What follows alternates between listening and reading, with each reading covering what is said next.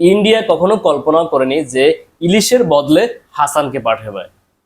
হ্যাঁ প্রিভিয়ার্স, ইলিশের বদলে যে হাসান মাহমুদকে পাঠাবে এটা ইন্ডিয়া কখনো কল্পনাও করেনি।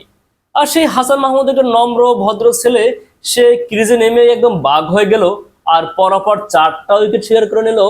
সত্যি বিস্ময়কর না বন্ধুরা? হ্যাঁ, বাংলাদেশের হাসান মাহমুদ এমনই, সে চুপচাপ, মাঠে নামলে সে আগুন, বাঘ। প্রিভিয়ার্স, আপনারা দেখেছেন আজকে ভারতের সাথে বাংলাদেশের টেস্ট ম্যাচ, সেখানে হাসান মাহমুদ একাই ভারতীয় টিম একদম ধসিয়ে দিয়েছে। তারপরে নাহিদ রানা এবং মেহেদী হাসান মিরাজ সম্ভবত একটা উইকেট নিয়েছে, মোট 6টা পড়েছে। কিন্তু আগেই বলেছিলাম জাদেজা এবং আফশিন খুব ভালো মানের দুজন ব্যাটসম্যান। অলরেডি আফশিন 100 করে ফেলেছে, জাদেজাও 100-এর কাছাকাছি। এই দুটো ব্যাটারই ভারতের মান রেখেছে। একদম মনে হচ্ছে যে এরা পিওর একজন ব্যাটার। আগে ওপেনিং এর ওরা যা খেলেছে না খেলেছে, মনে হচ্ছে যে এই দুজন খেলা শুরু করেছে। একেবারে টুকটুক করে মায়ের, যে বলে 4 হবে ওইটা 4, যে বলে 6 হবে ওইটা 6, আর শর্ট, এইভাবে ওরা কিন্তু দেখে শুনে খেলেছে। যেই ভুল রোহিত শর্মা, বিরাট কোহলি ওরা করেছে, সেই ভুল কিন্তু এই জাদেজা এবং আশ্বিন করে নাই।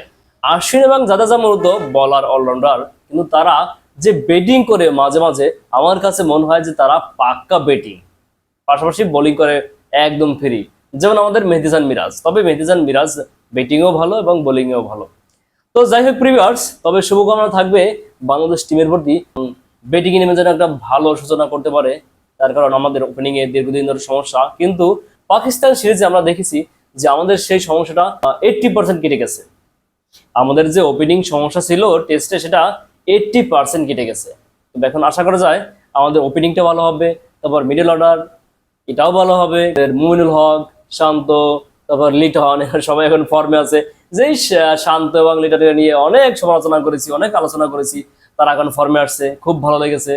তারপরে আমাদের আছে মেহেদী হাসান মিরাজ, সাকিব, সবাই সবাই খুব ভালো খেলে এবং ভালো ফর্মে আছে। আশা করি এরা যদি 100% দিতে পারে তাহলে বাংলাদেশ উইন হবে এবং ভালো একটা জয় নিয়ে আসবে।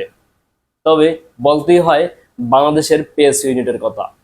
হাসান মাহমুদ এক প্রান্ত থেকে, তাসকিন আহমেদ, তারপর হলো নাহিদ রানা। বাবা, নাহিদ রানা একটা বল দেখেছি, ব্যাটার বল করে পিটান দিয়েছে, কিন্তু বল হলো কিপিং এর হাতে। তারপর ব্যাটার শট নিবে, সে দেখে তার মাথার উপর থেকে যাচ্ছে। এই হলো আমাদের নাহিদ রানা। তো বাংলাদেশ বলা যায় এই পেস আক্রমণ যদি আর 2-3 বছর থাকে, তাহলে বিশ্বের 1 নম্বর পেস অ্যাটাক হবে বাংলাদেশ। আমাদের তানজিম সাকিব, ইবাদত, আরও কিন্তু আমাদের স্ট্রোকে পেসার আছে। তো যাই হোক প্রিভিয়ার্স, তো খেলা কেমন লাগলো অবশ্যই কমেন্টে জানাবেন। আর ভিডিওটা ভালো লাগলে লাইক, কমেন্ট, শেয়ার দিয়ে পাশে থাকবেন।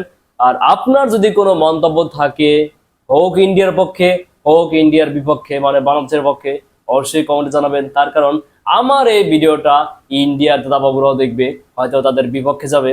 তবে যেটা সত্য সেটাই বলেছি, যে বাংলাদেশ পেস এটা খুব ভালো করেছে এবং আশ্বিন এবং জাদেজাও কিন্তু ভালো করেছে। তো দেখা যাক শেষ হাসি কে হাসে, ইন্ডিয়া না বাংলাদেশ? প্রিভিয়ার্স, কে জিতবে কমেন্টে জানিয়ে যাবেন। তো আজকে পর্যন্তই, আল্লাহ হাফেজ, শুভকামনা বাংলাদেশ টিমের জন্য।